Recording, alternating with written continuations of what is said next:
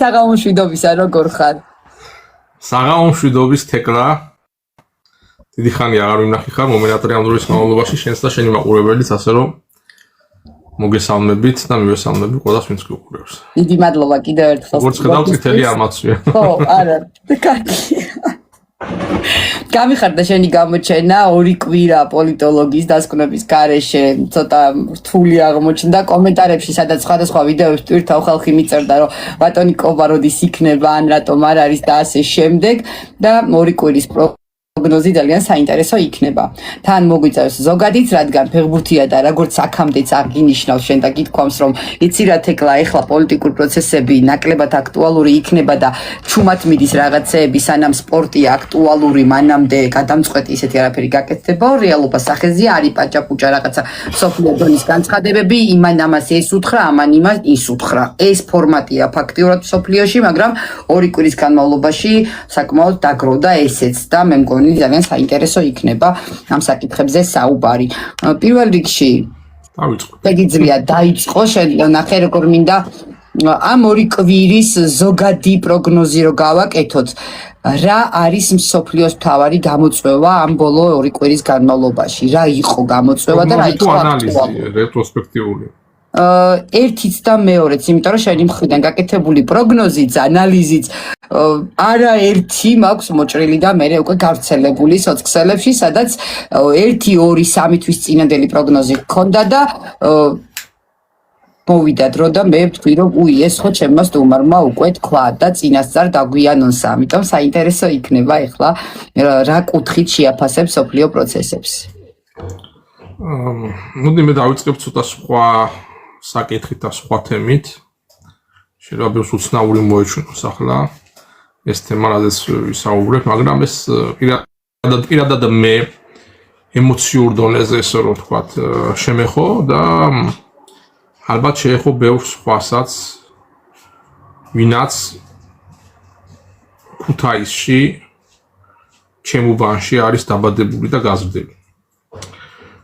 და ეს არის პრინციპში ბევრისთვის საერთოდ უკვე დავიწყებული თემა წინა 1-2 კვირის წინ გახმოვანდა და აი მაშინ გავიგე მე რომ ასეთი რამ მოხდა ქუთაისში. კიკვიძის პარკიდან მოხსნეს კიკვიძის ძეგლი, რომელიც იქ იდგა მთელი ჩემი ასე რომ ვთქვათ შეგნებული ცხოვრების განმავლობაში, რაც დავიბადე და გავიზარდე ქუთაისში, დავიბადე და ქუთაისში ვიზრდებოდი. ცხოვრობდი ზუსტად კიკვიძის ძეგლის, ასე რომ ვთქვათ, აი კიკვიძის ძეგლის პირდაპირ რო შეხედო მარჯვენა მხარეს ბინებში. ამ უბანს ადრე ერქვა ზასტავაზე, ზასტაველები ვართ, ესე რომ ვთქვათ, იქ დაბადებული და გაზრდილი ქუთაისელები. ახლა არ ეტყობა შეიძლება არც მაგას არ ამბობენ, იმიტომ რომ ზასტავა ხო რუსული სიტყვაა და აღარაა მოდაში საქართველოში, მაგრამ ამ ხალხმა უნდა გაიგოს ერთი მარტივი რაღაცა, რომ ეს რუსული შემორჩენილი სიტყვაც კი რაღაც ნაწილი არის რაღაცა გარკვეული ეტაპის, გარკვეული ისტორიის და მით უმეტეს ძეგლი, რომელიც იდგა 10 წლეულები, რომლის ასე ვთქვათ, რომელიც ჩვენთვის ვინაც იქ დავიბადეთ და გავიზარდეთ, იყო უკვე ესეთი თავისთავადაც უკვე ნაწილი აი ამ ქალაქის, აი ამ ჩვენი ცხოვრების და უბრალოდ აი ადგილი დასათქმელი ადგილი საჩოხოდროდით ერთმანეთთან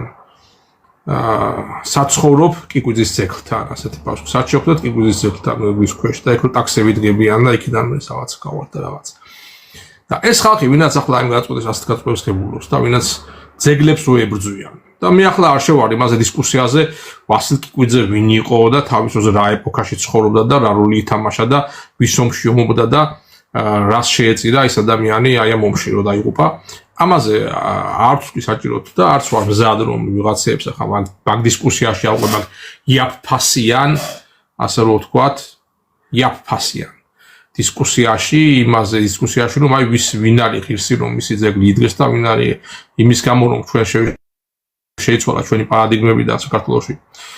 სიტუაცია, ამის გამო მისი ძეგლების აღება არის საჭირო თუ აუცილებელი თუ გამართლებული. ეს არის იაფფასიანი და ძალიან უსუსური არგუმენტაცია და ამიტომ არ შევარ მათთან დისკუსიაში. ვიტყვი ძალიან მარტივად რა. ვინაც ამის გაწყვეტა მიიღო, გადაწყვეტილება და ვინაც კიგვიძის ძეგლი ესე ვთქვათ, დემონტაჟი განახორციელა ძეგლის. თვითონ ღვაზრზე არ არის რა გააკეთა. და ის არც ქუთაისელია ალბათ, და მithumetes არც სასტაველი. და ჩვენთვის ვინაც იქ დავიბადეთ და გავიზარდეთ, ხო, ეს კიგვიძის ძეგლი არის და იყო უფლისწორად ჩვენი იდენტობის ნაწილი, აი აქედან გამომდინარე. ჩვენი იდენტობის ნაწილი იქიდან გამომდინარე, რომ ჩვენ მithumetes ემიგრაციაში წამოსული ქუთაისლების და ქართველების სასტაველებისთვის, ვინაც სწორედ მაგუმანში გავიზარდეთ, რო ჩამოვდივარ ხოლმე საქართველოში და წამოახა კიდე აგვისტოში ვაპირებ და ქუთაისში ჩამოვდივარ მშობლიურ ქალაქში. ასე რომ ვთქვათ, ერთ-ერთი ადგილი, რომელიც აი ამ ყველა იმ მოგონებას, რომელიც აკავშირებს ქუთაისთან, მშობლიურ ქალაქთან და ბავშვობასთან, ერთ-ერთი ასეთი ცენტრი და ადგილი არის ეს კიგვიძის ძეგლი. ისე როგორც ბევრი სხვა ადგილი და ბევრი სხვა ძეგლი ქუთაისში. და ყოველი ამ ჩვენი მეხსიერების, ჩვენ ბავშვობა წაგვართვის ფაქტიურად. მოგონებებს გვართმევენ, მეხსიერებას გვიშლიან. არანაკლები დანაშაული არის კიგვიძის ძეგლის დემონტაჟი, რო შევადაროთ, როგორც იყო დიდების მემორიალის აფეთქება იმ პირსისხლიანი ცხაწლიანი რეჟიმის მიერ. გვარსავ დავასახელებ და გიგახსოვთ ვინაც იყო მაშინ პრეზიდენტი და თქვენ რითი ჯობი ხართ ბატონებო, აი ვინც ახლა ხართ ხელისუფლებაში და მთავრობაში. და გურზე მჯღის სემით მაშინ ვაშვებოდით, აკრიტიკებდით და აი როგორ ქნა იმან ნაქვე სააკაშვილმა, როგორ ქნა რომ მემორიალი ააფეთქა. თქვენ ვინ მოგცათ ჯერ მაგის უფლება? მე კითხეთ ქუთაისლებს, ჩვენ მკითხეთ სასტაველებს, ვინაც იქ დავიბადეთ და გავიზარდეთ. სხვა გაივლის, გამოივლის, იმ ქალაქში ყველას გამოსავლელად, გასავლელად უნდა და დამრჩენი და გაჩერებელი არავინ არაა, პარლამენტი არ უნდა ეკაჩერება და მithumetes ავტობანიც გაიყვანეს უკვე გვერდის სასაქცევი და ამ ქუთაისლებს მაინც აცალეთ რა, ეს რა ვქვი აღა. ესე იგი, ვის რა ხელს უშლიდა იქ კიგვიძის ძეგლის არსებობა იმ კიგვიძის პარკში? უშლიდათ, რატო იცი? აი ამ აკაცუკებს რო ერთი მხრივ რო აგინებენ და რო იმაშვებიან ანძღავენ ხო ჩვენ მთავრობა და მე სიტყვაზე მაინც რომ მიდგება საქმისაგრზე აკაცუკების იდეოლოგიით და მათი არგუმენტებით რომ ხელმძღვანელობენ ასეთი გაწყვეტილების მიღებისას, ხო, როგორც არის ახლა ვის გაუხარდა, ვინ ითხოვდა. აი ძალიან საინტერესოა ვინ ითხოვდა აი ამ ძეგლის დემონტაჟს. ერთ-ერთი მომთხოვნი არის რომელიღაც არასამთავრობო ორგანიზაცია. კობა რეალურად წარსული საჩრდილებს ებრძვიან. ჩვენ იდენტობას ებრძვიან, თეკლა. ჩვენს იდენტობას ებრძვიან, რომ აი ჩვენი ფესვებიც კი აი ბოლომდე რო ჩაჭრან რა. მithumetes აქ წამოსული უცხოეთში, ევროპაში და თესოფლიოში მომპატული ქართული ემიგრაციის.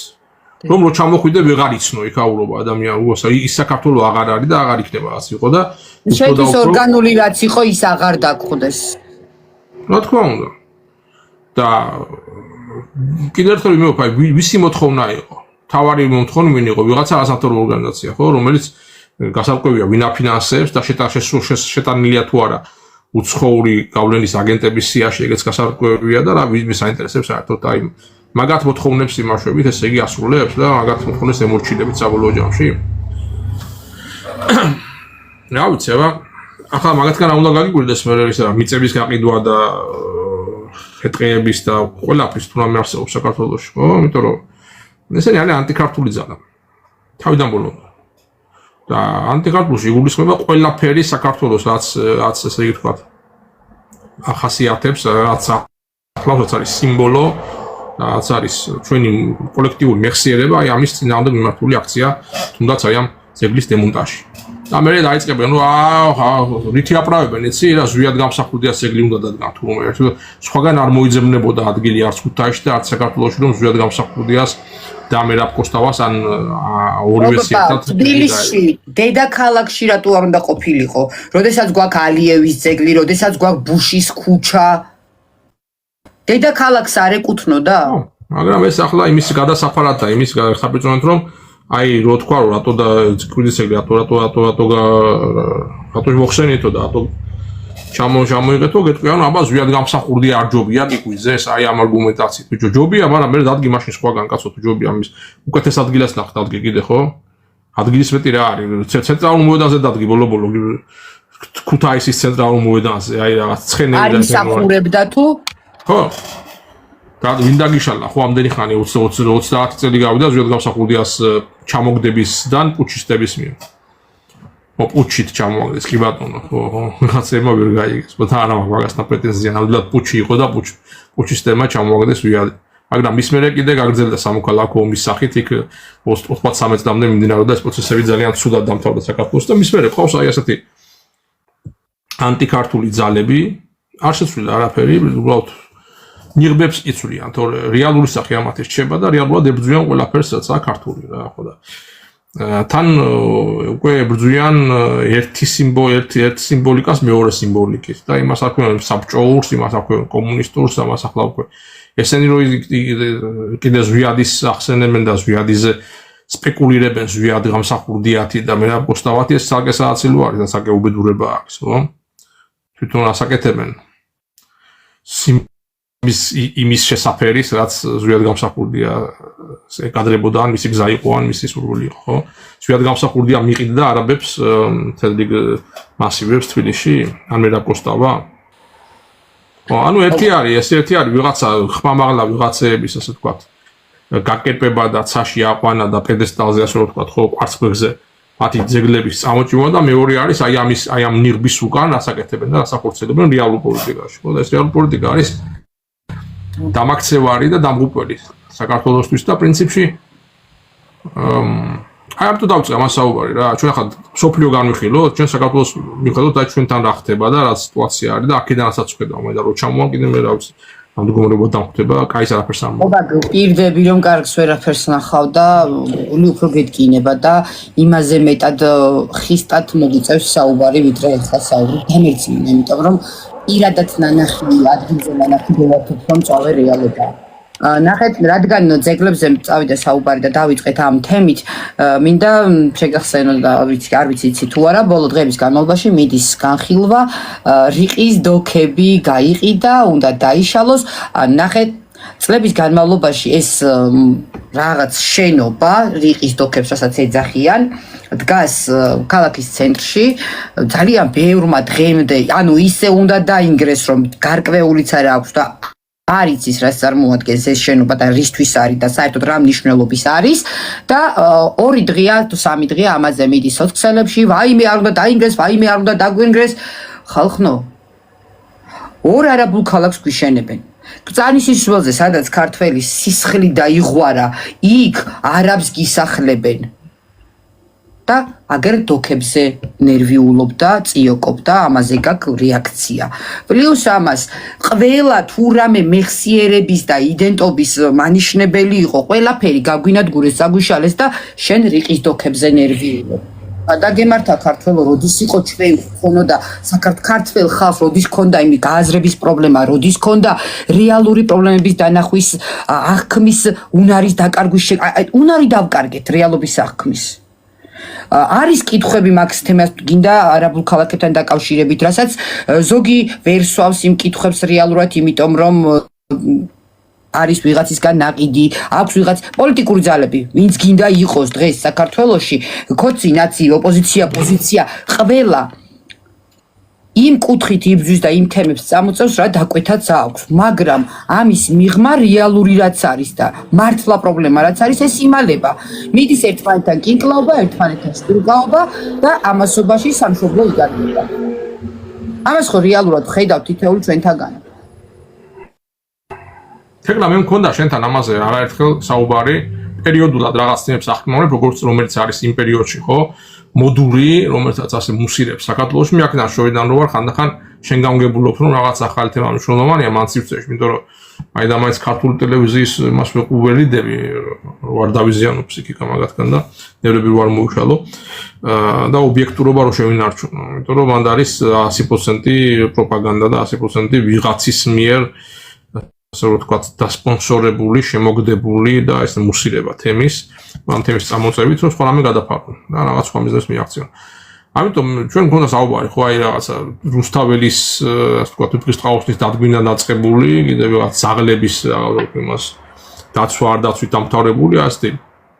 ყოველ კვირას თუ არა ყოველ 2-3 კვირაში რაღაცა თემა სისტემა შემოგვივდებს ხოლმე. და თავისი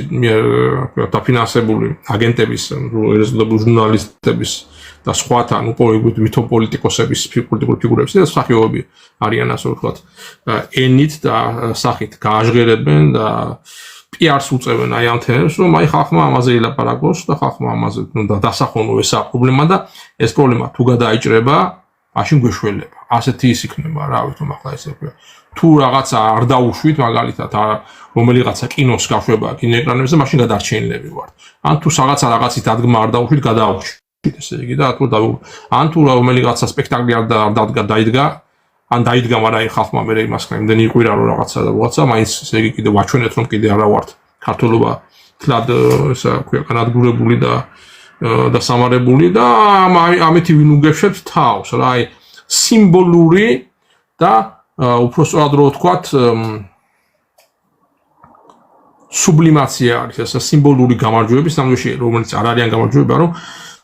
ასე ვთქვათ მოდელირება ხდება რაღაც საკითხის რაღაც პრობლემის შექმნა და მე ამასთან ბრძოლა ამ ბრძოლაში გამარჯვება და მე ამითი ხალხის დაკმაყოფილება გაყოფილების გრძნობა აი ნამახმახესი გვახსოვს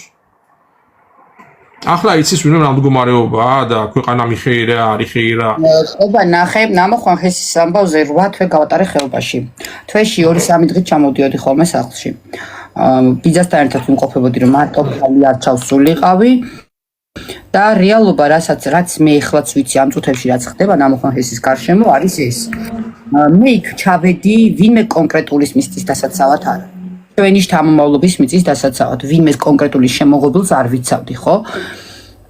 ცუდი რეალობა ის არის რომ კი მშენებლობა შეჩერდა მაგრამ მუდმივ საკუთრებაში არსებული მიწები რომლებიც შეძენილი აქვს თურქებს დღესაც თურქების სახელზეა და ამაზე ხმაური კი ჩამოხდა ქუთაისში და გაიგებ ანუ მუდმივ საკუთრებაში ისევ თურქების სახელზეა ის მიწები და ეს საკითხი როდის წამოიწევა და როდის გახდება პრობლემატური და წამოიწევს რა უნდა შეიცვალოს თუკი ჩვენ ცხოვრობს იურიდიულ სივრცეში სადაც საკუთრების უფლება არის უზენაეს უფლება დასახული ხო რომელიც არის ასე ვთქვათ ნეოლიბერალური ერთ-ერთი ფუნდამენტური ლიბერალური უფლება და როცების თავრობა იმათზე მეტი თუ არა იმათზე ნაკლები ლიბერალი არა როგორც იყო წინამორბედი თავრობა სააკაშვილის თავრობა იმათზე ნაკლები ლიბერალი არ იყო რომელიც იყო მანამდე შევონაძის დროს და სამოქალაქო კავშირი ანუ რა იცვლება ქვეყანაში აი ამ თავრობების ნიღბების შეცვლილ და ლიბერალური პარადიგმა შეიცვალა იცვლება არა ბატონ-პატრონები და ფულის პატრონები იცვლებიან არა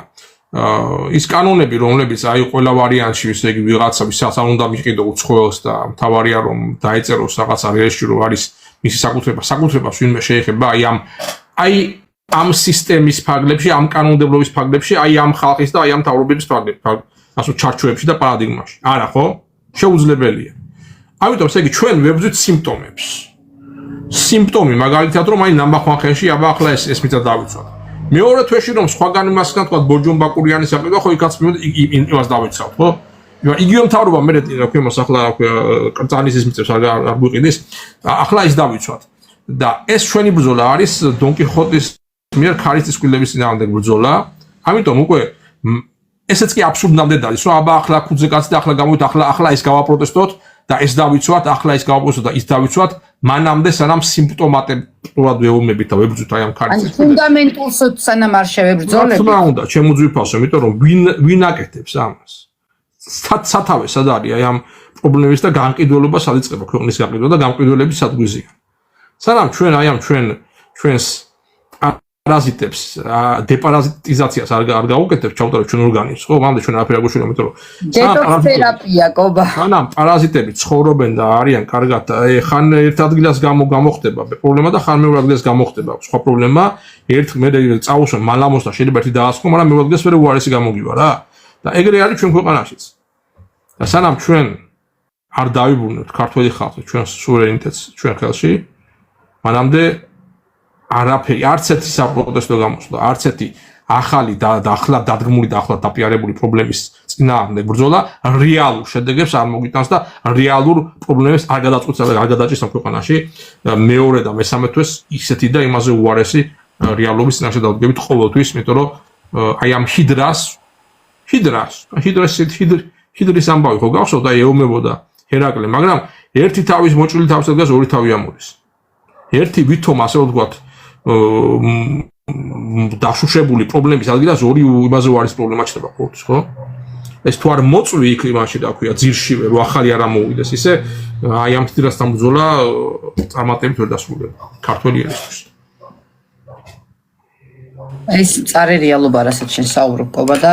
წარსულის მაგალითებმა უნდა გვანახოს და დაგვიმტკიცოს და მიგვანიშნოს და მიგვახვედროს რომ მართლაც ეგრეა და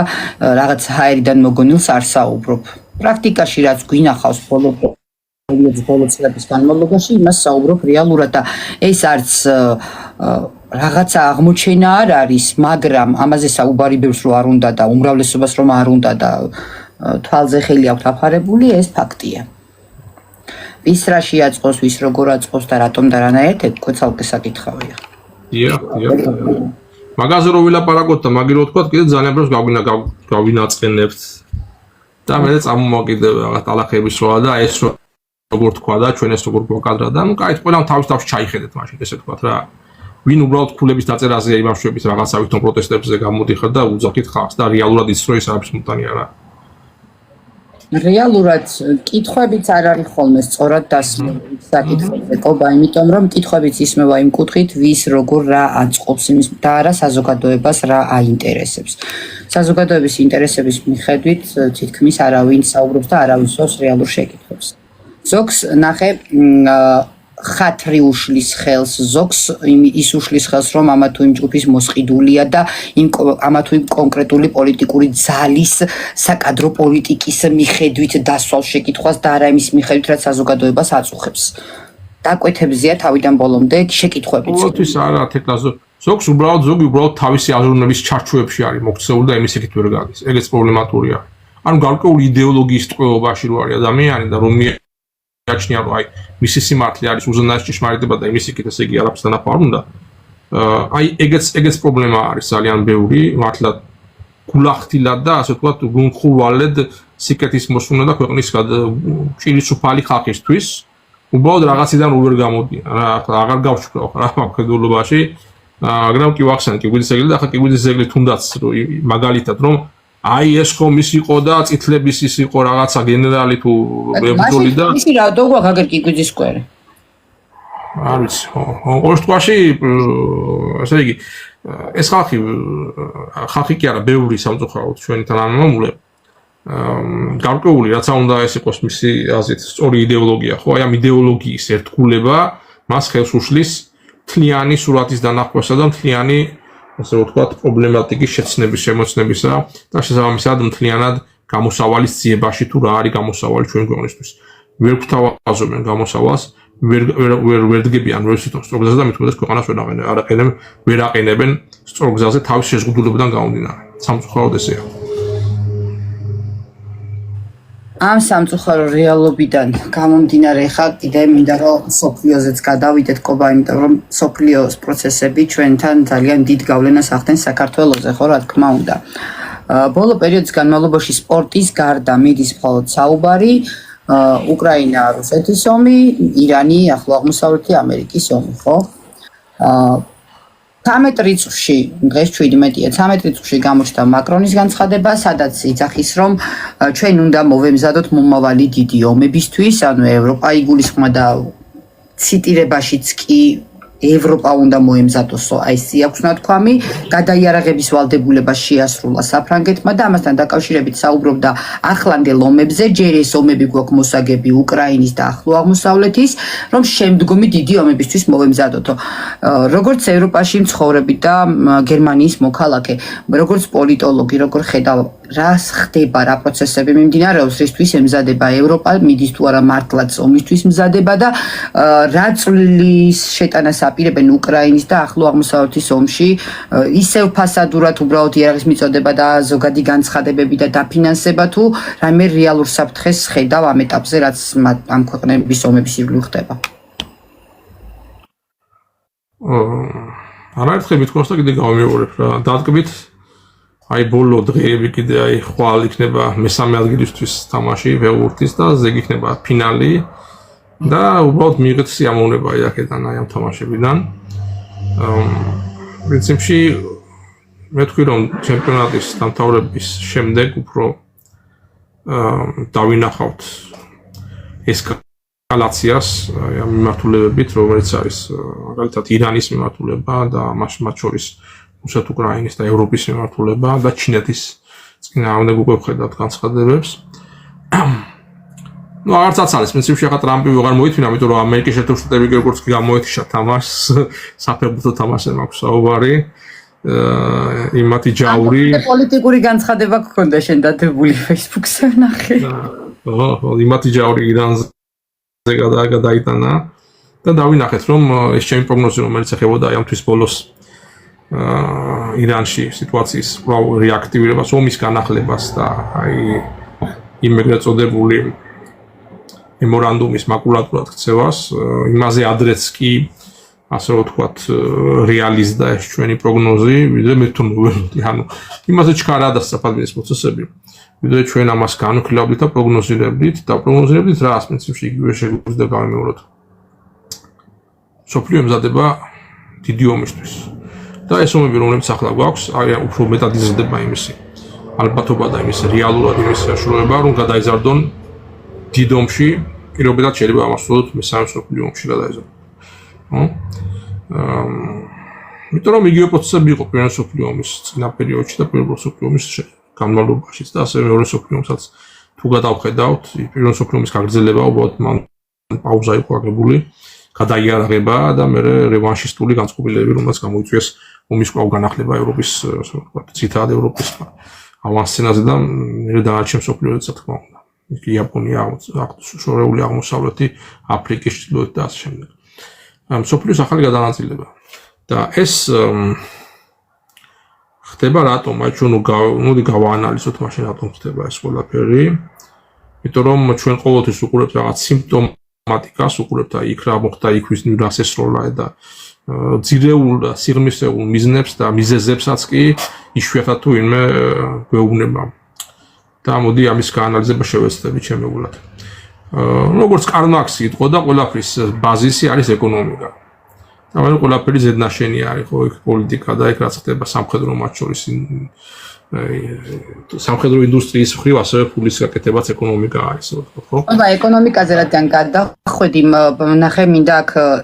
ჩინეთი ახსენე და ჩინეთის შემთხვევაში პირველად მოხდა მე მგონი რაც ეს ახლო აღმოსავლეთი და ამერიკის დაპირისპირებები და ომები პატარ-პატარა ომები მიდის ამ ბოლო პერიოდში პირველად დაფიქსირდა ჩინეთის პოზიცია რომ ჰორმუზის სრუტის გახსნისკენ მოუწოდა და ეს ნიშნავს რომ ეკონომიკური და ძალიან დიდი კოლაფსისკენ მიდის მსოფლიო, ხო? ჩინეთმა რომ ახლა განცხადება გააკეთა ეკონომიკურად საკმაოდ ძლიერი და სავაჭრო სფეროებში ერთ-ერთი მოწინავე სახელმწიფო ხო? და რას უნდა ნიშნავდეს? მოდი ეკონომიკურად ეს ჩასალე მთლიანად უკვე.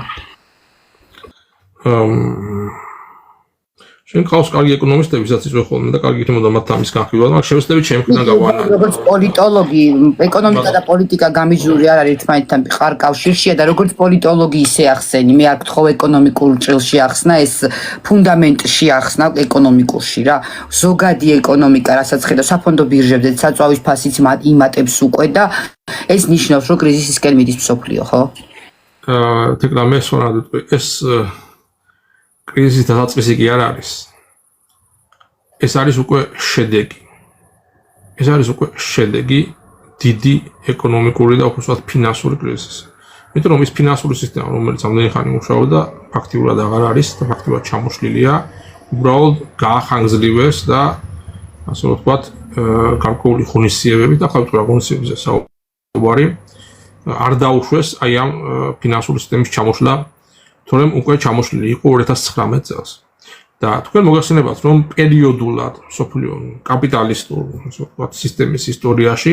ხდება და ხდებოდა დიდი კრიზისები, მათ შორის დიდი ფინანსური კრიზისები და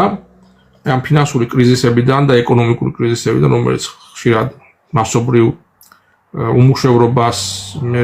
ჰიპერინფლაციას, შესაბამისად შიმშილს და შიმშილობიდან გამომდინარე მაღალ სიკვდილობასაც იწვევდა, მაგალითად 30-იანი წლების, გასული საუკუნის 30-იანი წლების დიდი დეპრესია, არა მარტო ამერიკის შეერთებულ შტატებში, არამედ რუსეთში და აქ ერთწოდებული გოლოდომური მაგის შედეგი იყო პრინციპში რო ვთქვათ სიმართლე, ეკონომიკური და ფინანსური კრიზისის, რაც შეეხება ევროპას, გერმანიაში იგივე პროცესები, ჰიპერინფლაცია, მაშინ 30-იან წლებში, რაიხსმარკის გაოფესურება მილიონები და მილიარდებით რო კურსზე ახდენდა ხალხი, დიდი უმუშევრობა და თვითმკვლელობები აი ამ საფუძველზე და აი ამ კრიზისიდან გამოსვლის ერთადერთი საშუალება, რომელიც გააჩნია კაპიტალიზმს დიდი ომის ინსპირირება. აი ეს იყო მიზეზი მეორე მსოფლიო ომის, მათ შორის მეორე მსოფლიო ომის დაწყებისა. ომის მეშვეობით და ომის ინდუსტრიაზე და ომის ეკონომიკაზე გადასვლით ჰიპერინფლაციის შეჩერება, სამუშაო უმუშევრობის ასე ვთქვათ აღმოფხვრა და იმ ზედმეტი ხალხის მათ შორის უტილიზაცია, რომელიც აღარ ჭირდება კაპიტალიზმის მოსახლეობის შემცირება, რა თქმა უნდა შემცირება მილიონობით 50 მილიონი მარტო მეორე მსოფლიო ომის დროს მოხდა მათი უტილიზაცია და დაიღუპა სამწუხაროდ და ასე ხდება ყოველ დიდი ომის დროს. შესაბამისად reset, ანუ ეკონომიკის გადატვირთვა ნული თავიდან დაწყება და აი ამ ომის პირობებში გარკვეული ძალების მიერ, ბენეფიციარების მიერ აქტივების, ახალი ქონებების და ახალი სამფლობელოების ხელში ჩაგდება. ხო? როგორც მოგესალმებათ, როგორც პირველი მსოფლიო ომის მთავარი ბენეფიციარი, ასევე მეორე მსოფლიო ომის მთავარი ბენეფიციარი ეკონომიკური და ფინანსური კუთხით იყო ამერიკის შეერთებული შტატები. უბრალოდ ის ხალხი, ვინაც ამერიკის შეერთებულ შტატებში ფულის პატრონები და დიდი ესე ვთქვათ ინდუსტრიალური გიგანტები იყვნენ და არიან აქციების მფლობელები, სახელმწიფო ობლიგაციების მფლობელები. ისინი დიდი სიამოვნებით აფინანსებდნენ როგორც ერთ ისევე მეორე მხარის შეიარაღებას. მათ შორის ჰიტლერის გერმანიის შეიარაღებაშიც დიდი წვლილი უძღვით ამერიკელ დიდ ბიზნესმენებს და ბანკირებს. და ეს არ არის შეთქმულების თეორია, ეს არის უბრალოდ ფაქტები, რომ ნახოთ იქ პრესკოტ ბუში მაგალითად ჯორჯ ბუშის მამა და ჯორჯ ბუშ ჯუნიორის ბაბუა რა ვის და როგორ აფინანსებდა მეორე მსოფლიო ომის დაწყებამდე. და აი ამათ ეს უყვართ რომ ამერიკელებს რომ ორივე მხარე დააფინანსონ, ორივე მხარე შეაიარაღონ, ამაში ფული გამოართონ, ან კრედიტები და მე უნდა უხადო და ომის ბოლო ფაზაში ჩართვა და ჩაბმა მინიმალური დანაკარგებით მაქსიმალური დივიდენდების აღება, რომ ფაქტიურად შენ გადაიფორმო მე ყველაფერი როგორც გავათაშფლებენმა ევროპაშიც და სხვაგანაც წილები, ქონებები და გავლენები ამ მთავრობებზე ფაქტიურად ინსტალირებული მთავრობები შეხელში არა ყველაფერი მე. ორივე ომის ბენეფიციარი არის აშშ და აი ამ მესამე ახალგაზრდელი დაგეგმვის ომის პერიოდზე და თქმა უნდათ რომ იგივე სცენარით იყოს აშშ, მაგრამ რამ გამოიწვია ეს? აი როგორც თქვით პრინციპში კაპიტალისტური სისტემა იყო ასევე ჩამოშლის პირას 80-იან წლების ბოლოს და უნდა ჩამოშლილიყო და უკვე გამთავრებული იყო ეს ყველაფერი, იმიტომ რომ ასეთი არის დინამიკა კაპიტალიზმის. არ ჩამოიშალა იმის გამო რომ დაიშალა საბჭოთა კავშირი. საბჭოთა კავშირის დაშლის ფასად გადარჩა მაშინ, იმიტომ რომ მთელი ეს უდიდესი ეკონომიკური ასე ვთქვათ პოტენციალი და წიაღისეული და სხვა სიმდიდრეები საბჭოთა კავშირიდან გატანილი იქნა დასავლეთში და აი ამ ახალი ბაზრების ათვისების გზით, როგორც იყო ახალი აღმოსავლეთ ევროპული ქვეყნები, რომელიც მე შევერთდა როგორც ევროზონას და ასევე ნატოს ქვეყნებს და რუსეთის ბაზარი მათ შორის და არა მარტო აი მოხდა ასევე რისეტი, ანუ კაპიტალმა, ზედმეტმა მოჭირმა ფულმა ესე რომ ვთქვათ, იმის რაბიათ რომ წასულიყო ინფლაცია და ჰიპერინფლაცია, მონახა ახალი ბაზრები, სადაც შეიძლებოდა რაღაცა ეს ამ ფულის ინვესტირება, ახალი დივიდენდების აქტივების შეძენა და აი ამ აქტივებზე კაი ხანი იმუშავა. მან კიდე რამდენიმე ათწლეული გაძლო 90-იანი წლებიდან მოყოლებული 2000-იანი წლები, 2008 წელს დავინახეთ პირველი დიდი კრიზისის ნიშანი, Lehman Brothers-ის ბანკის ჩამოშლა და მისი გადარჩენის ცდილობები და გადარჩენა ცენტრალური ბანკის მიერ დიდი ასე ვთქვათ, ტრანშის და დიდი თანხების გამოყოფით, სტაბილი ბანკების სტაბილიზაციისათვის 2008 წელი გვახსოვს ხო რა, საკათ 2009 წელში რა ამბები ხდებოდა ეკონომიკის მხრივ და უფრო დიდი ასე ვთქვათ, აფეთქება ბაზრებზე, რომელიც ჩვენ მაინდა-მაინც ხალხს არ გაუგებიეს, მაგრამ მოხდა 2019 წელს. 2019 წელს მოხდა ერთი მოვლენა, რომელიც ასე ვთქვათ, მარტო ეკონომისტები აგვიხსნიან და ფინანსისტები იქ რა ხდებოდა რეალურად, რატომ მოხდა რომ ბანკები არც ერთმანეთს აღარ ენდობოდნენ და ცენტრალური ბანკიდანაც კი ვიღებულობდნენ დიდ კაპიტალს, რაღაცა იქ სასწაულად გაიზარდა ასე ვთქვათ, პროცენტი იმ რაღაც გარკვეულ მონაკვეთში უნდობლობაზე და იყო დამყარებული ყველაფერი და ფაქტობრივად ამერიკის ცენტრალური ბანკი ფედი იძულებული გახდა ტრილიონობით ფულზე არის საუბარი, ტრილიონობით ფულის ემისია და ერთი მეორეს მაინც ვერ გააჩერეს, მაინც კიდევ უფრო მეტი და იმდენი თანხა შემოაგდეს ასე ვთქვათ ბაზარზე, რომ ესე იგი ჩამოშლა, საბოლოო ჩამოშლა 2019 წელს არ მომხდარიყო. რომ ეკონომისტებისთვის ცხადი იყო, რომ აი ამ დიდი ფულადი ემისიის ბაზრებზე მიმოქცევა და ამით ჯერება საბოლოო ჯამში შეიძლება სამაგოსოდეს გადაარჩენა, მაგრამ საბოლოო ჯამში გადაიზრდებოდა ჰიპერინფლაციაში. ჰიპერინფლაციაში გაუფასურებაში და პრინციპში გადავადება იყო მარტო ამ სისტემის დასრულებისა. რა მოიმოქმედეს მაშინ რომ ეს ჰიპერინფლაცია არ მომხდარიყო, დაუპირისპირეს მას ხელოვნურად შექმნილი დეფლაცია. ანუ პროდუქტებზე და მომსახურებაზე ხელოვნურად ერთი მხრივ მოთხოვნილების გაზრდა, გარკვეულ მოთხოვნილებებზე და მეორე მხრივ შეზღუდვა იმისი, რომ ფართო მოსახლეობის ფართო მასებს და მესამე ასე რომ ვთქვათ, წოდებას კი არა, აი საშუალო და წვრილ ბიზნესს და საშუალო ბიზნესს ხელოვნურად შეუქმნეს ბარიერები, რომ მათ ვერ ემოძრავათ და გადაინაცვლა ფულმა ისევ დიდი კონცერნების ხელში და ეს განახორციელეს ეგრეთ წოდებული COVID პანდემიის გზით. ეს 2019 წლის ბოლოს დაიგეგმა, მაშინ შეიკრიბნენ ვაჟბატონები ხა და შეატარეს ვარჯიშები და წვრთნები, როგორ მოეწყოთ ეს ყველაფერი და მაშინ გამოუშვეს უკვე გამზადებული, პრეპარირებული ვირუსი უხანის ლაბორატორიიდან და შესაბამისად მოახდინეს მთელი ეკონომიკების გაჩერება, რომ ეს ჩამოშლა არ მოხდარიყო, რომ ეს ფინანსური კოლაფსი არ მოხდარიყო და ჰიპერინფლაცია არ წასულიყო, იმიტომ რომ ჰიპერინფლაცია ვერ წავა თუ კი რეალურად აი ადამიანი ქარით ვერ გამოვა ქუჩაში და იქ კონცერტები აღარა, ესენი აღარა, ყველაფერი გაჩერებულია, სკოლები გააჩერეს და ესენი. ანუ მხოლოდ პირველადი მოხმარების საქონლის ყიდვის გარდა ხალხი არაფერს არ ყიდულობდა იმ პერიოდში, ხო, ტანსმის ყიდვასაც კი არ ქონდა აზრი, გარკვეულ გამოდიოდი რა. ხონდა მანქანაზე და ბენზინზე საუბარზე მეტია. ანუ ეს ამას ვერ ვაცნობიერთ, რომ ეს იყო პირველი ოპერაცია უდიდესი, ესე რომ ვთქვათ, აფიორა მიმართული ფინანსური სექტორის და საბანკო სექტორის გადაარჩენის უბრალოდ და ამ სისტემის გადასარჩენად მიმართული. აი ამას ეწირა პრინციპში ამდენი ადამიანის თავისუფლება, მათი უფლებები აი ამ COVID-ის პანდემიის დროს და მის შემდეგაც. მაგრამ ამითი ხდებოდა მხოლოდ აი ამ პრობლემატიკის გადავადება, კიდევ ერთხელ ვთქვათ, აი ამ COVID აფიორით და ამ შეზღუდვებით და საჭირო იყო უკვე სხვა ეტაპზე გადასვლა. რაღაც დროს ამოწურა თავისი რესურსი, რისთვისაც გამოიყენეს COVID აფიორა და ეხლა ძალიან ასე ვთქვათ, თქვენ მიაქცევთ პოდკასტს, ძალიან ასე ვთქვათ, გადავიდა ძალიან ისეთნაირად ეს COVID-ი უკრაინის ომში, ხო? უკრაინის ომში გადავიდა და COVID-ი დაიწყო ყველას, მაგრამ უკვე ფაქტიურად ომის ასე ვთქვათ. ობა, მაშინ როდესაც შემოგდებით, გააგრძელეს აი ამ გადარჩენის მომენტი, რომ გადავარჩინოთ ჩვენი კაპიტალი, რაღაცა აი ამდენი ტრილიონი 6 ტრილიონი გამოუშვეს 2019 წლის მოყოლებული შემოყარეს ბაზარში და ეს ფული ხო? ეს ფული რაღაც ხონა წასულიყო, არა? ფულს მაშინ აკაზე თუ ის კაპიტალი და რაღაც ხდება მისი ინვესტირება და რაღაცე ამით კეთდება, შენდება და იმან დივიდენდი უნდა მოვიტანოს და პროცენტები, ხო და რაღაცა ხონა წასულიყო. აი მათ მიერ გამოცემული fiat money, ანუ ესე იგი არაფრისგან ჰაერისგან შექმნილი ფულის დიდი ესე თქვა მასა და ამაზე ხო ბევრმა ჯიბეში ჩაიდო, ახლა მე დღეს დავდებოს ერთ-ერთ მაგათ ელემენტარულ დონეზე ministrებმა რაც თქვა იმაიმუნეს და პირბადეები იყიდეს და სახელმწიფო შეკვეთები მიცეს აი ამ ფილმებს და იმის ნახევარი გერმანიაზეც მოგიწევს საუბარი და კი ბატონო და სხვაგანაც პროგრამა ხდებოდა ეს და ახლა იქ ვაქცინებზე, ფსევდოვაქცინებზე და იქ რაღაც გააკეთეს COVID ვაქცინებზე და იქ რამდენი მილიარდები ასე ვთქვათ წავიდა ვიღაცების ჯიბეებში და კორუფცია უზარმაზარი, მაგრამ აი ამ გზით ნაშოვი ფულის გათეთრება ხო ჭირდებოდა ამ ელიტას და აი ამ ბანკებს და ფინანსისტებს ხო ჭირდებოდა არაფრისგან შემოგდებული ფულის მასების რაღაცაში გადამისამართება და ამ ყველაზე კარგი საინვესტიციო კლიმატი არის ეს არის ომი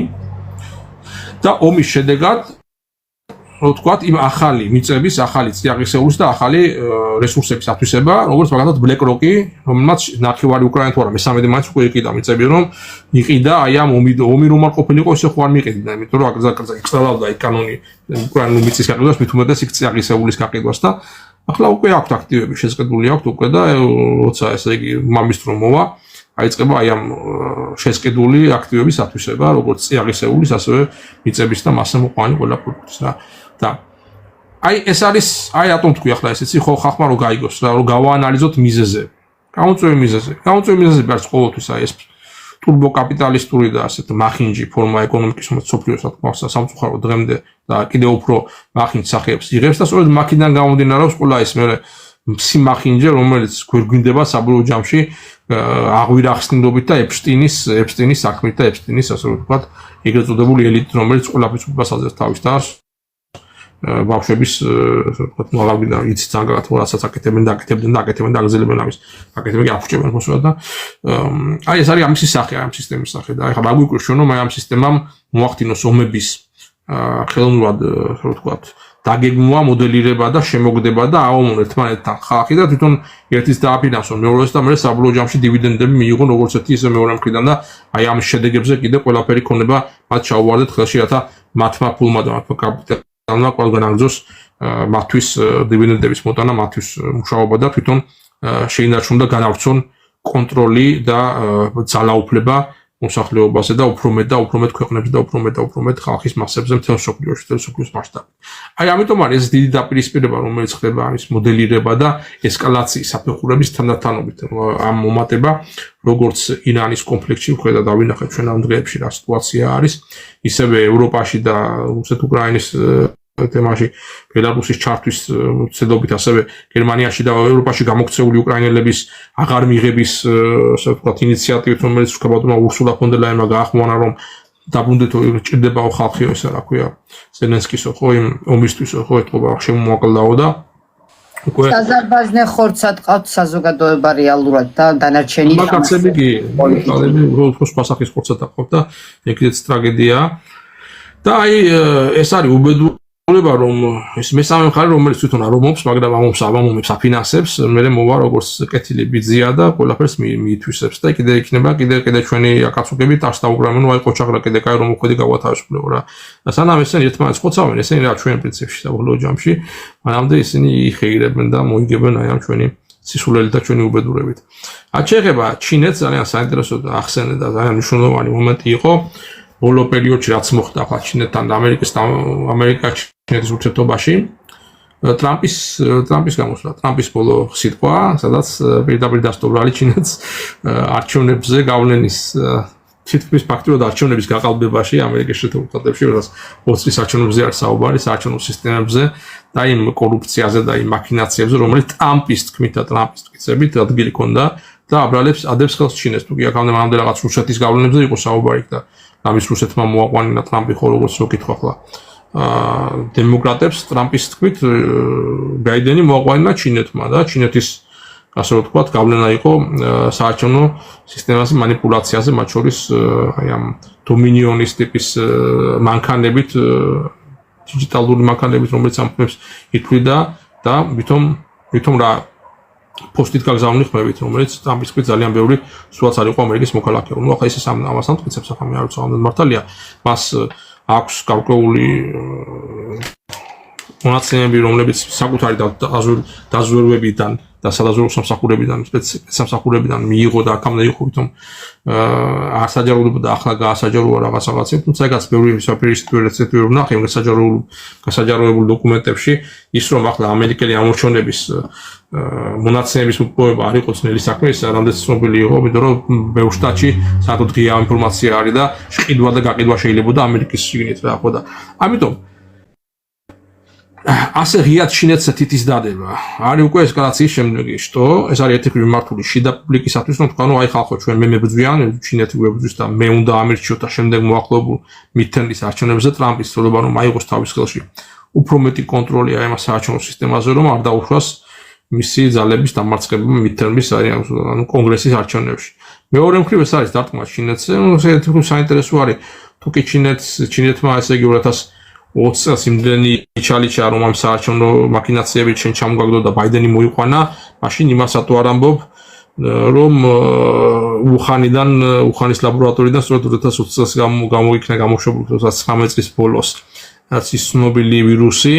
რომელმაც ჩაკეტა ყველაფერი და რომელმაც გახადა იმის აუცილებლობა რომ პოსტით მოხდარიყო ძირითადად ხმების მიცემა ხო ამასაც თუ არ ამბობს ბატონი ტრამპი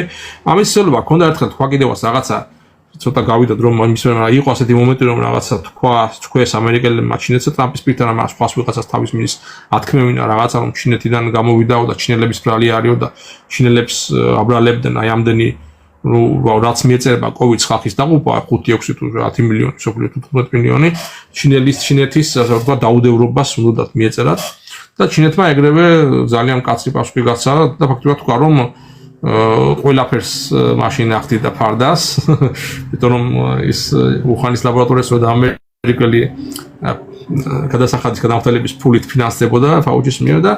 თქვით ვარ იქნებიო შენ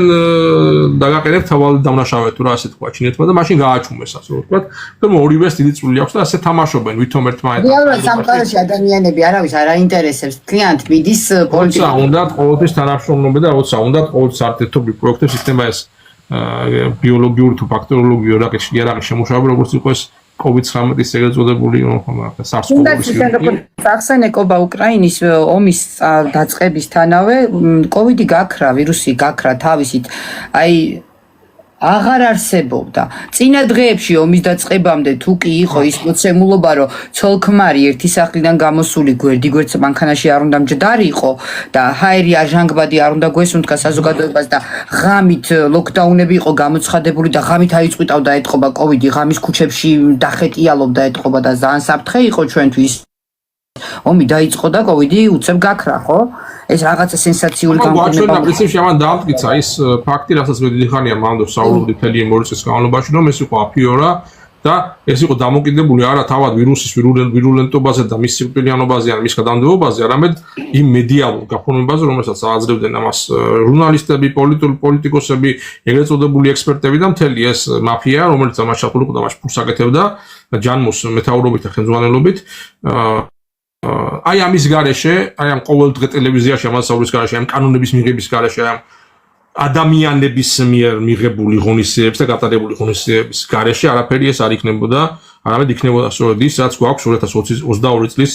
22 თებერვლის მერე, ფაქტობრივად რუსეთ-უკრაინის ომის დაწყების მერე, ხო, რაც უცებულობაც გვაქვს, იმიტომ რომ ვირუსი არსად არ მიდის და ვირუსი ხდება მისი მუდმივი მუტაცია ადამიანთა საზოგადოებაში, მუტაცია იმას ანიშნავს, რომ ესე იგი რა ქვია Trying to ცუდი პროცესია პირიქით იგი ადამიანის ორგანიზმს უფრო ისედნაირად სიმბიოზში შედის რომ უბრალოდ არ გადაშენდეს და არ განადგურდეს და ცელდებოდეს თუმცა აღარ გვინდა ხა ვირუსოლოგიის თემას შევიღოთ ეს არ არის ასე ვთქვათ ჩავიჭირი და ქოლერა არც იყო არასოდეს იმ მომენტში როდესაც დასრულდა მანდატები, ღონისძიებები და ის ჯანმოს პროტოკოლით იძულებითი ბრჭყალებში მკურნალობა, მათ შორის რემდესივირით, რომელსაც 50% ლეტალობა გააჩნია თავად წამალს და ნახევარი ვინაც ამ რემდესივირით მკურნალეს ნახევარი გარდაიცვალა. აი, ის გამოხდებოდა ამდენი ადამიანების გადაცვალება საავადმყოფოებში, ვინ შემოიტანა მაგალითად საქართველოში და ვინ გაუწია ლობილება რემდესივირს. აი ამ პრეპარატს დღემდე რომ არავინ არ ინტერესდება, რადგან თავის თავს ყوار დაიჭიან ჩვენი მთავრობის სამომავლოები თვითონ იყვნენ აი ამისი შემოქმედი და აი ამის გამტარებლები ხო აი ამ საშინელი ანტიადამიანური პოლიტიკებისა რაც მაშინ მოხდა მაგრამ დაიწყო ომი და ყველაფერი დამთავრდა მაგრამ დაიწყო მე ერთი ვაის გავიყარე და უი შევიყარეო აი ეს მომენტი არის რა თქმა უნდა და მე თქვი და ჩვენ ყოველთვის ვამბობთ ამას რომ ჩვენ არ შეიძლება რომ განვიხილოთ ცალკე აღებული რუსეთის, უკრაინის და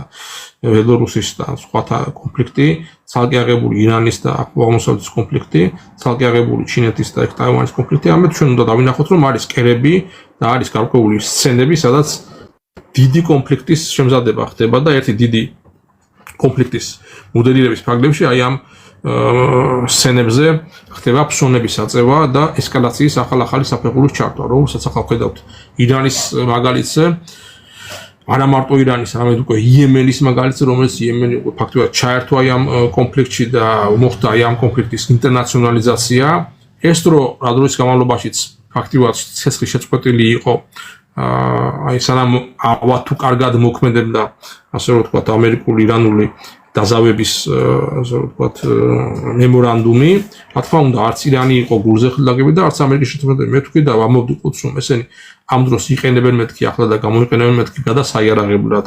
იქ ძალების მისაყვან მოსაყვანად რაღაც. რა თქმა უნდა, ირანმაც გამოიყენა ეს დრო, ჯერ ერთი უპირველეს ყოვლისა გამოიყენა თავისი ნავთობის გასაყიდი ნავთობის რეზერვების და ტანკერების გამოსაყვანად და აზიაში გასაგზავნად, რომ ფული და რეალური ვთქვათ ვალუტა შესულიყო ქვეყანას, რომელიც ჭირდება რა თქმა უნდა ომის წარმოებას, ომის შემდეგ ირანს არასოდეს არ ქონდა მაგისი ასე ვთქვათ ილუზია, რომ აშშ აი ამ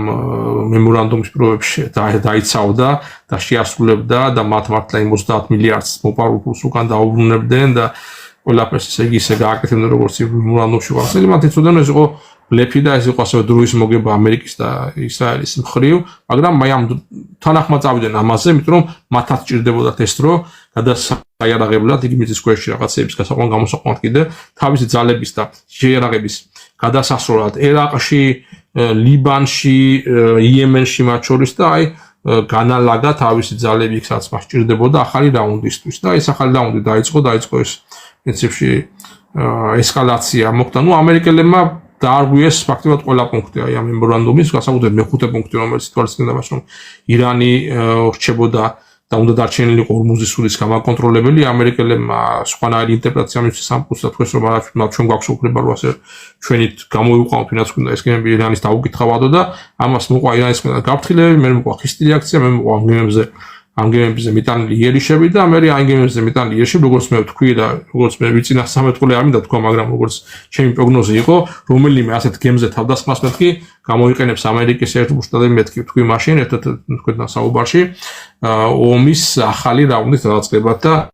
მასიური შეტევის ვადან. ესეც მოხდა, რა თქმა უნდა, დაიბომბა მთელი ირანის ასე ვთქვათ სამხრეთი ნაწილი, იქ ზღვისპირეთი და ტრამპი არც ამაზე არ ჭირდება და კიდევ უფრო მეტი ესკალაციას აანონსებს იქამდეც კი რომ სახმელეთო ოპერაციაზეა საუბარი, რომელიც ასევე მაქვს არაერთხელ ნახსენები რომ ესეთი ოფიცია არსებობს და რომ ამას შეეცდებიან რომ ეს გააკეთონ დროის საკითხია, ოდის მოხდება ამ თემაზე საუბარი და ნახსნებიც გქონდა კობა, რამდენად აბსურდულია იდეაში თუნდაც სახმელეთო გზით თავდასხმა ირანზე და რას გამოიწვევდა ეს ამაზე ნასაუბრები გაქვს არაერთხელ ჩემს ლაივებში სტუმრობის. კი ბატონო, მაგრამ აღმაზეც არ გაჩერდებიან და საქმე მე კიდევ ვამბობ რომ ესკალაციის შემდეგი საფეხურები შეიძლება იყოს უკვე მასობრივი განადგურების ან თუნდაც ტაქტიკური ატომური ბომბის გამოყენების იდეები, რომ სახმოვანებენ უკვე ღიად, მათ შორის ტრამპაც ბოლოს განაცხადა რომ არც ამაზე არ დაიხებს უკან თუ კი საქმეზე მიდგება და ჩვენ ვხედავთ რომ არც მეორე მხარე არ იხებს უკავს აიათოლა ხამენეის დასაფლავებაზე არა ერაყში მილიონობით ადამიანის გამოსვლამ დაანახა ტრამპსაც რომ ეგრე არ არის მაგას რო გუნია რომ ყველას ეჯაბრებოდა ეს ადამიანი და როგორ მაგი მკვდარიყო და ყველას გაუხარდებოდა არა ძალიან დიდი და უმრავლესობა მილიონობით ხალხი სწორედ რომ შეკრა და ესენი არიან შიიტი მუსლიმები არა მარტო ირანში არამედ ერაყში და სხვაგანაც იემენში ცხოვრები და სხვა ქვეყნებში მათ შორის პაკისტანში და იემენის პასუხი იმაზე რომ იემენიდან ირანმა გააგზავნა თავისი თვითმფრინავი რომ იემენიდან წასული იყვნენ პოლიტიკოსები და ცნობილი სამხედროები აი ამ ხამენეის დასაფლავებაზე რა ხო და უკან დაბრუნდებოდა ეს ირანული თვითმფრინავი საუდის არაბეთმა დაბომბა სანაას საერთაშორისო აეროპორტი ანუ იმის და ქალაქს ანუ ირანის თვითმფრინავი საფრთხის ქვეშ დააყენეს და იქ ყველა იმაჟბაში მსხდომი და რა თქმა უნდა იემენმა ამაზე უპასუხა საუდის არაბეთს და ну ეს ამერიკელების ის იყო პრინციპში რა რომ მიდი დაარტყითო საუდის არაბეთს მაგრამ ჩვენ ხედავთ რომ აი მთელი ამ რეგიონში ამერიკული ბაზებიც ხო დაბომბა ირანმა ბოლო დღეებში ირანმა თქმა უნდა ეს იყო პასუხი ამერიკის შეერთებული შტატების მიერ ირანის დაბომბვაზე რა თქმა უნდა მას ეს პასუხი მომყვებოდა ირანს გააჩნია უკვე წლობით და აცდეულობით აგროვებდა ეს აი ამ სარაკეტო მარაკს და მათ შორის ბოლო დღეებში რაღაც ახალი რაკეტაც კიდე პრეზენტაცია გააკეთეს რაღაცას ახალი აჩვენეს რომ კიდე აქვს რაღაცები რა ჩვენ არ ვიცით რომელიც სწვებიან რომელიც ასე ვთქვათ რომელსაც ვერ აკავებენ ამერიკული ჩვეულებრივი არტი სარაკეტო თუ საჰაერო თავდაცვის სისტემები და რამდენიმე ბაზას კარგად მოხვდა ნამდვილად და ეს არის პრინციპში მხოლოდ დასაწყისი ეს მხოლოდ დასაწყისი იმ ესკალაციისა რომელზეც ჩვენ საუბრობდით და რომელიც ძალიან საშიში და ძალიან ასე ვთქვათ ტრაგიკული ტრაექტორიით შეიძლება წავიდეს და წავა ალბათ ყველა ვარიანტში და არ ვიცით რა დროს მოხდება აი ამ კონფლიქტის გადაზრდას დიდ კონფლიქტში აი ჩვენ საუბრობდი იქ მაკრონი ახსენე და ზოგადად აი მაკრონის ნალაპარაკები რამას როგორც ეკოდატო ეხმაურება მოგეხსენება რომ მანამდე სანამ ეს და პარალელურად რაც ხდებოდა აი ამ ირანში ახალი ესკალაციის ახალი საფეხურის ჩართვა მოხდა მნიშვნელოვანი მოვლენა ეს იყო ნატოს სამიტი ანკარაში ხო და იქ მათ შორის ტრამპის პოზიცია ტრამპის განცხადებები მათ შორის ევროპელთა განცხადებები მათ შორის თურქეთის პრეზიდენტის რეჯეპ ტაიპ ერდოღანის ასე ვთქვათ განცხადებები და ფაქტობრივად დავინახეთ ჩვენ რომ მთელი ნატო უკვე ღიად ამბობს რომ ისინი აბსოლუტურად ყველა არიან ომის ბილიკზე შემდგარი და ეს ომი იქნება დიდი ომი და ეს ომი იქნება დიდი ომი აღმოსავლეთ და დასავლეთის შორის და საბოლოო ჯამში ჩინეთი ახსენე რა თქმა უნდა ჩინეთის წინააღმდეგ მიმართული დიდი კამპანია და დიდი ომი რომელიც საბოლოო ჯამში ჩინეთსაც შეეხება რაცა უნდა ცდილობს ჩინეთი ახლა უომრად და ამის გადაწევით და სხვა საომოს და სხვა იცეს დაფინანსება შეერაღება რაღაც სხვა გზებით კიდე საშუალება რომ იმათმა იომონ ოღონდ ჩილეთს არ მოუწიოს ამ ომში ჩართვა, იმიტომ რომ არ უნდა ნამდვილად ამ ეტაპზე ყველა პრინციპში ყველა მხარე ემზადება მაინც აი ამ დიდი ომისთვის და ყველა მხარე ალბათ მომზადებულიც არის თვითონ თარობები ცვლიან საკანონმდებლო ბაზებს ქვეყნებში, მაგალითად გერმანიაში ხედავთ ამდენჯერ მithქვამს ეს რომ იცვლება საკანონმდებლო ბაზა სავალდებულო სამსახურთან დაკავშირებით ახალგაზრდების ასე ვთქვათ ვალდებულება რომ თუ კი რამდენიმე თვეზე მეტი დატოვებ ქვეყანას ეს ჩააბარონ თავის ვთქვათ ანგარიშები და ჯერ ნებართვა აიღონ საერთოდ სამხედრო კომისარიატებიდან სანამ ქვეყანას დატოვებდნენ და ეს ყველაფერი გასაგებია ხო სადღაც არის მიმართული ანუ ესე იგი ელიტებმა უკვე გადაწყვიტეს რომ იქნება ახალი დიდი ომი გადაწყვიტეს რომ აი ამ ომს შეეხოცება ძალიან დიდი საზაბაზლე ხორცის მასა და გადაწყვიტეს რომ აი ამ ასე ვთქვათ ხორცსაკეპის და აი ამ მასობრივი კაცმოძულე პოლიტიკის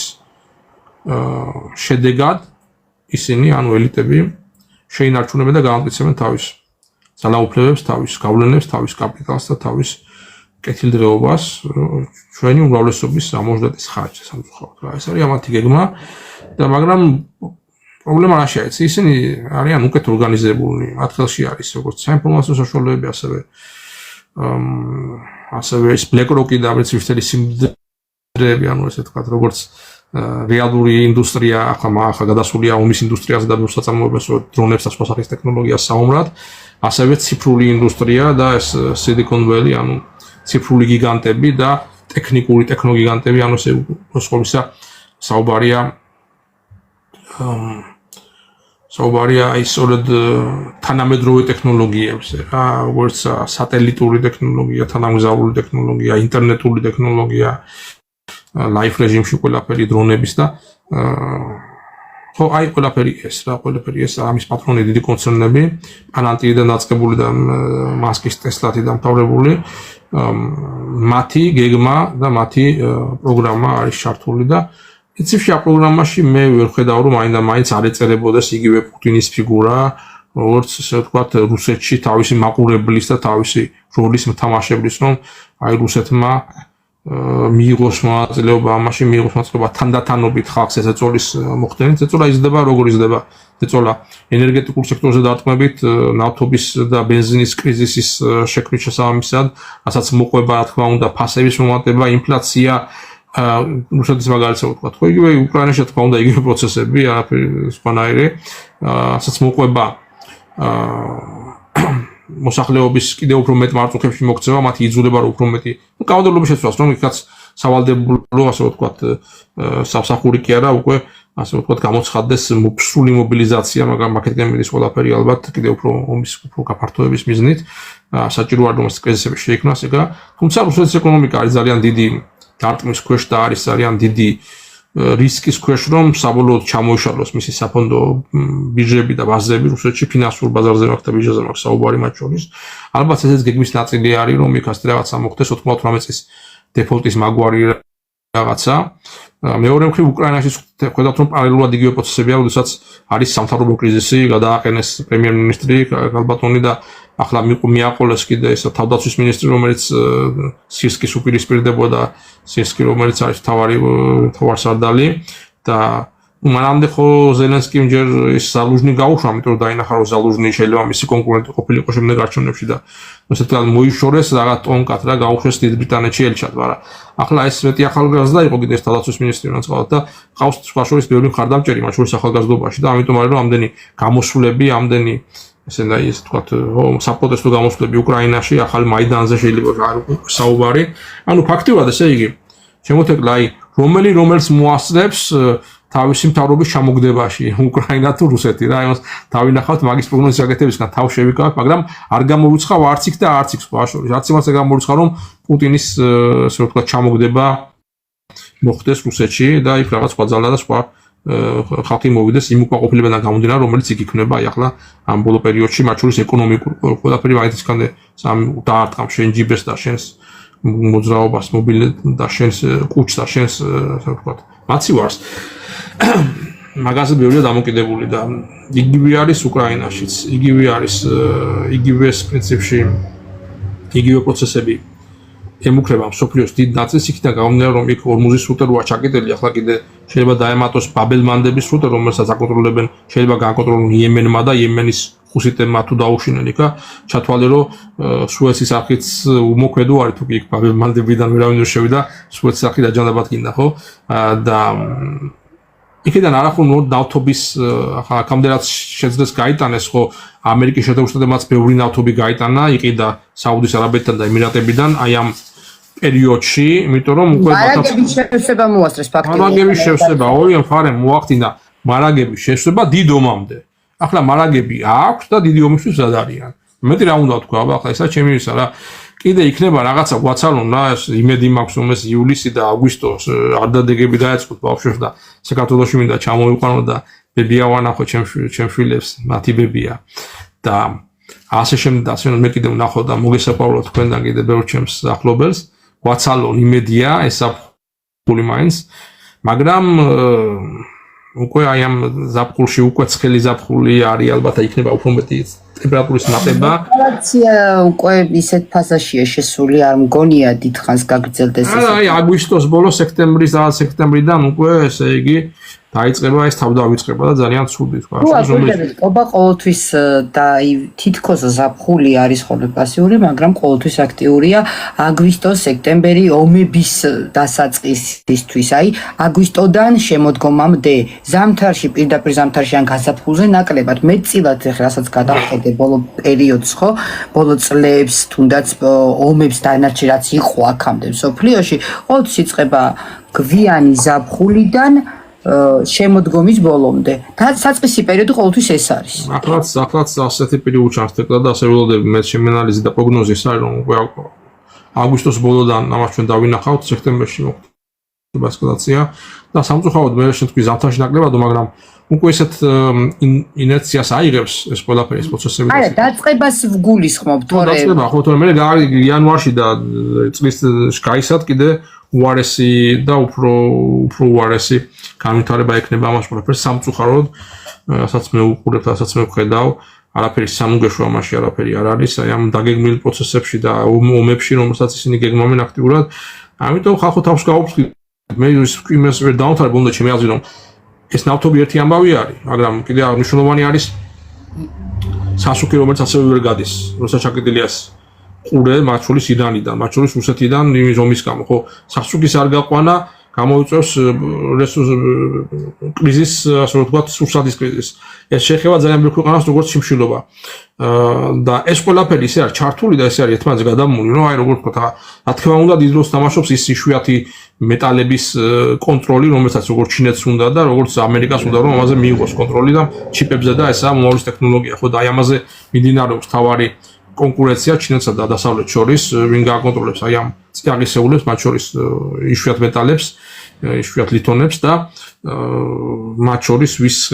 ხელში დარჩება ზეთანამედროვე ტექნოლოგიები, მათ შორის ჩიპები, იგივე ტაივანში და აქეთ მიდის საქმე, თქო უნდა იმ საკითხი აუცილებლად დადგება აი ამ კონფლიქტის რაღაცა ეტაპზე. ამიტომ ახლა საინტერესოა რამდენიც გაწდება აშშ და მისი ესე ვთქვათ სამხედრო ძლიერება, ისინი პარალელურად ფაქტიურად ირანზე უკვე ღიად ამბობენ, რომ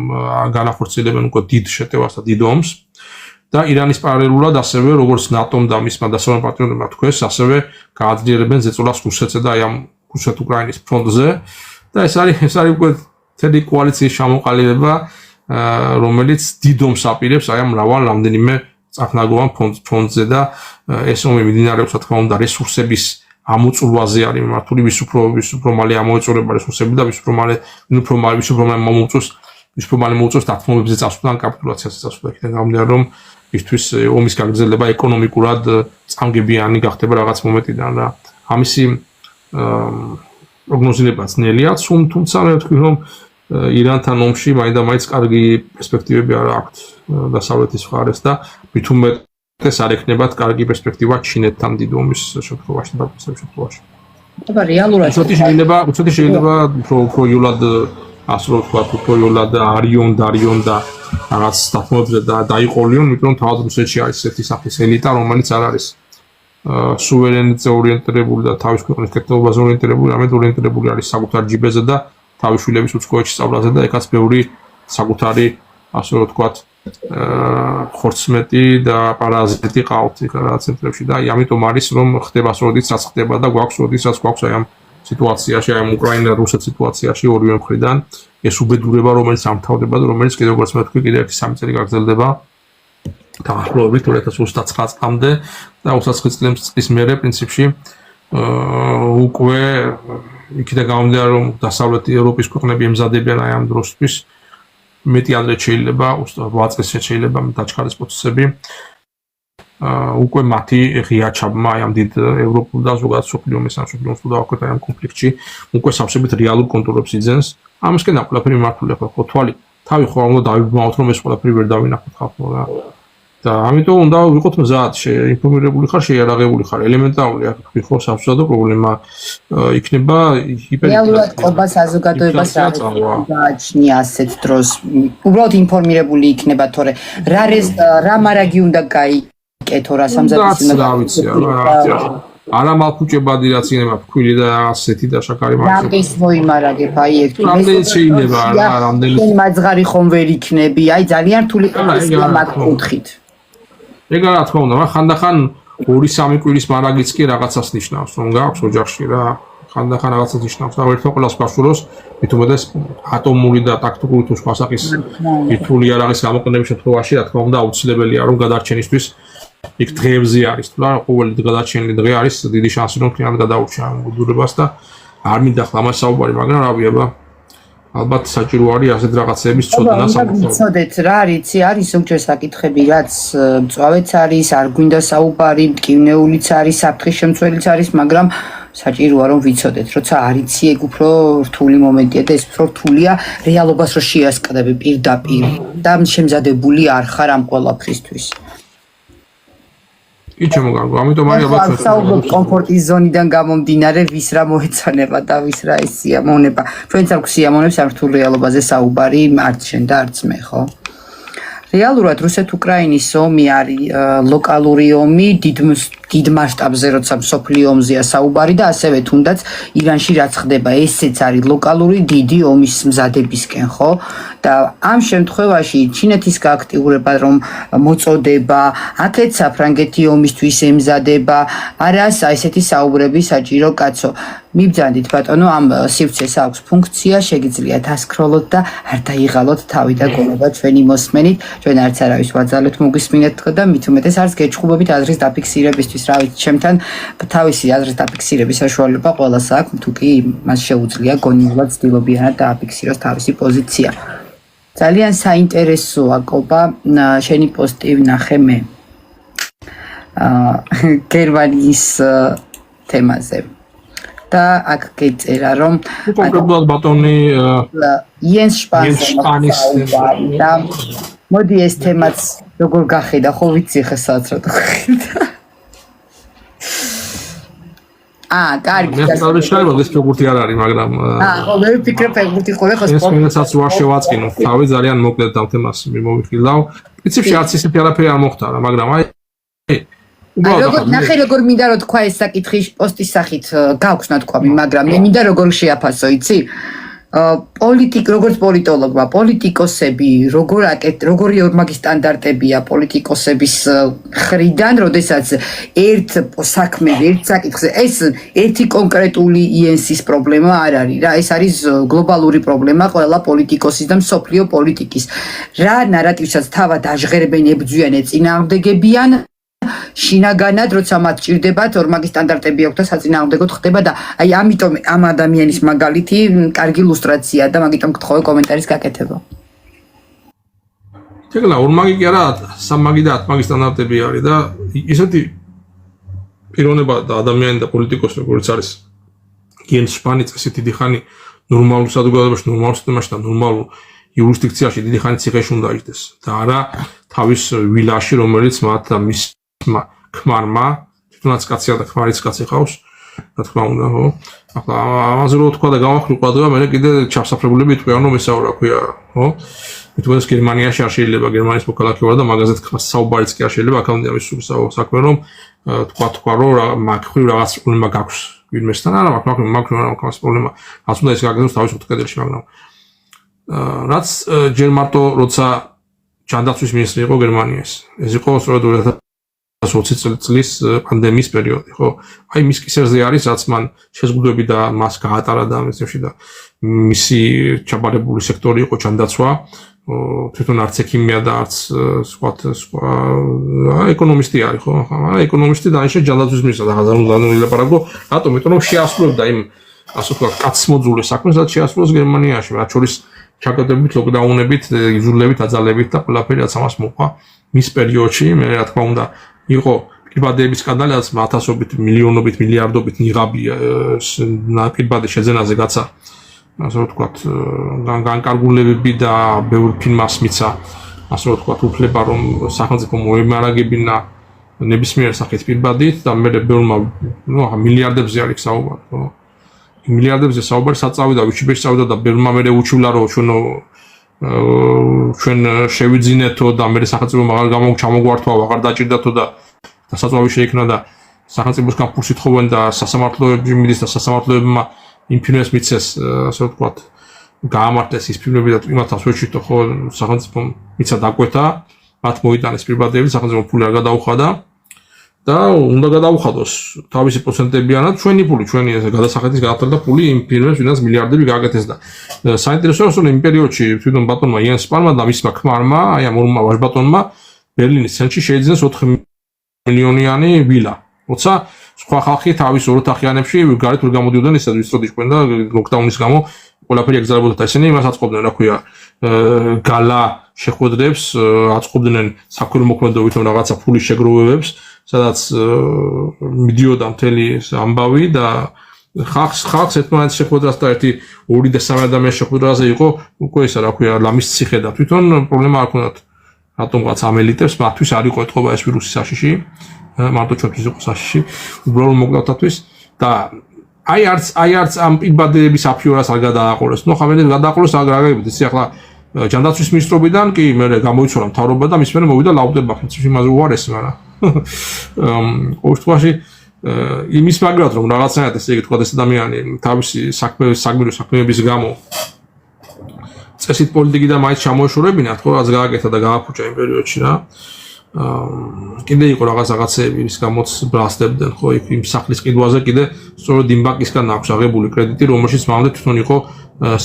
მუშაობდა სამართალყურო საბჭოში, ანუ აშკარა ინტერესის და კონფლიქტი გაიკვეთება, სადაც ჩვენ როგორც გვეუბნებიან ასეთ დროს ყოველთვის პოლიტიკოსი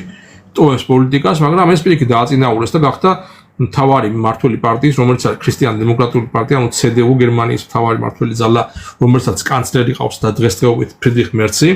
აი ამ ფრაქციის პარლამენტის ფრაქციის თავმჯდომარე გახდა იან შპანი, ბატონი იან შპანი. ნუ ამბობს რომ ახლა აირჩიეს რა, ესე ეთყობა კარგი დამსახურებების გამო აირჩიეს და აჩეხება ახლა აი ამ სუროგაციის ამბავს, ახლა რა თქმა უნდა ბიოლოგიურად ესეთი ოჯახი შვილს ვერ გააჩენდა, ხო თვითონ ეს ორი კაცი ერთმანეთთან ჯერ არ არის მაგდონალდის ტექნოლოგიები და რა ვიცი აბა თუ კი მოიფიქრებენ, მაგრამ იძულებული არიან ახლა ბავშვი უნდათ რა ოჯახში რა. და ბავშვის შვილი გააჩინეს თუ გააჩენინეს სუროგაციის ხსით, ესე იგი დედა ამერიკაში, რომელმაც ესე იგი სუროგატმა დედამ ცხათვე ატარა მუცლით და ახლა ამათი შვილია. რატომ მოუწიათ ამერიკაში ამ პროცედურას? იმიტომ რომ გერმანია, იმიტომ რომ ამერიკის კალკულსატებში ეს არის ნებადართული, როგორც მე მგონი საქართველოშიც და არც ჩვენ ესეთი მართლმადიდებელი ქვეყანა რო ვართ და მაგრები რო ვართ, მაგრამ სუროგაცია რო დაშვებული გვაქვს საქართველოს თუ ვენთან სუროგაცია ყობა ერთ-ერთი უძლიერესი ბიზნესია, რას ლაპარაკობ. ახლა გერმანიაში ხდება, იცი, ახლა მართლა ესე იგი რა ქვია მას შეიძლება ვაკრიტიკოთ კათოლიკური ეკლესია.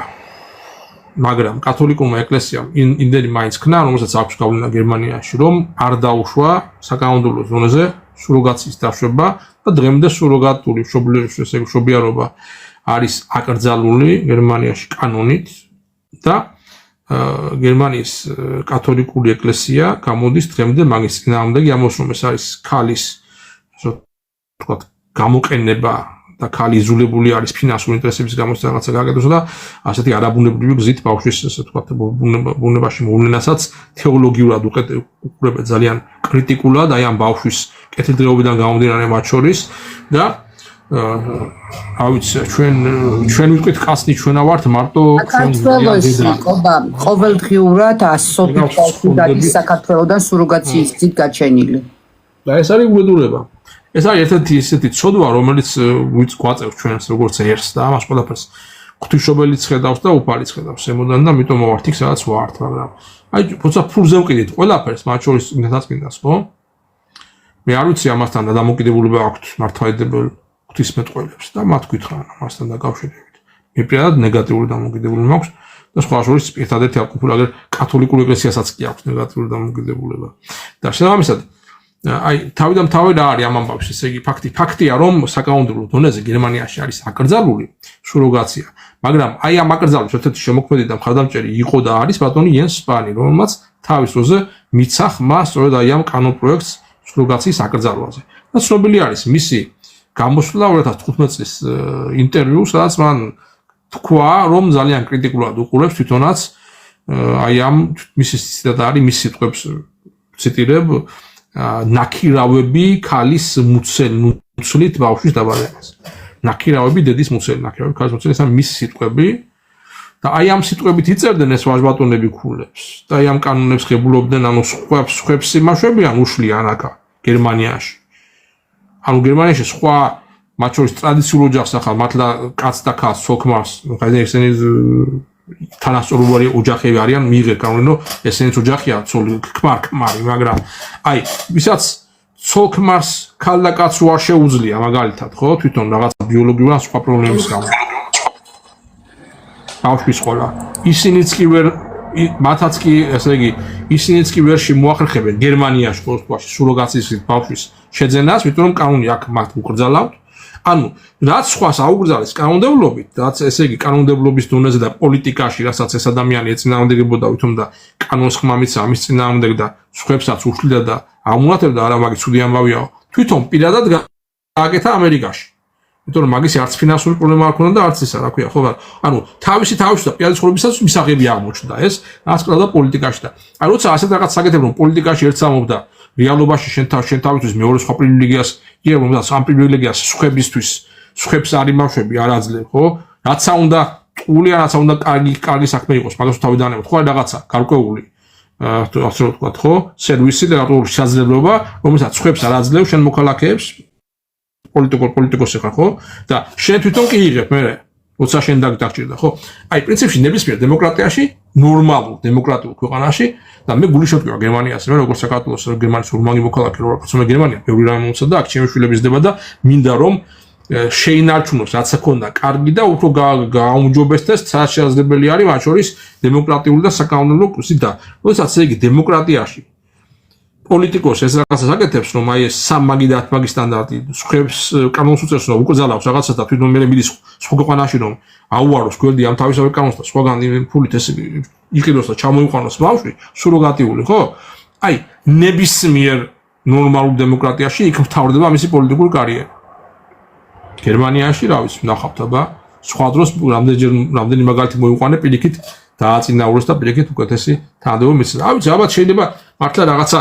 სხვა ორიენტაციის უნდა იყო უკვე რომ აი ამ ქვეყნებში ასურზერუთხონებში პოლიტიკაში წარმატებული პოლიტიკოსი გამოხვიდა, იმიტომ რომ ჩემნაირი ადამიანი, რა ვიცი, იშვიათად რომ